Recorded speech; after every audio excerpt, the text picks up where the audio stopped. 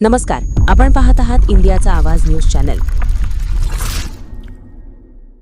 Ghodawat institute पॉलिटेक्निकमध्ये शिक्षक पालक मेळावा उत्साहात पार पडला.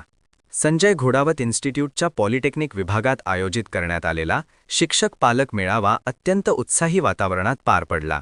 विद्यार्थ्यांच्या शैक्षणिक व सर्वांगीण प्रगतीसाठी शिक्षक व पालक यांच्यातील संवाद अधिक दृढ करण्याच्या उद्देशाने घेण्यात आलेल्या या मेळाव्यास पालकांचा उत्स्फूर्त प्रतिसाद लाभला.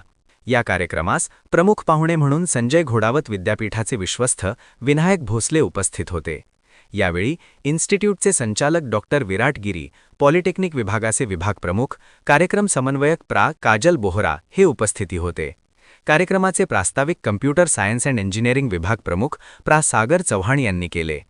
मार्गदर्शन करताना विश्वस्त विनायक भोसले यांनी शिक्षक व पालकांच्या भूमिका आणि जबाबदाऱ्यांवर सखोल प्रकाश टाकला.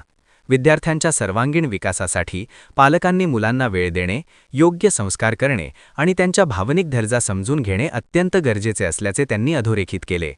आधुनिक तंत्रज्ञानाचा सकारात्मक वापर, मोबाईल व इंटरनेटचा सुयोग्य वापर याबाबत त्यांनी मार्गदर्शन करत विद्यार्थ्यांना भविष्यातील करिअर संधींबाबत प्रेरणादायी विचार मांडले.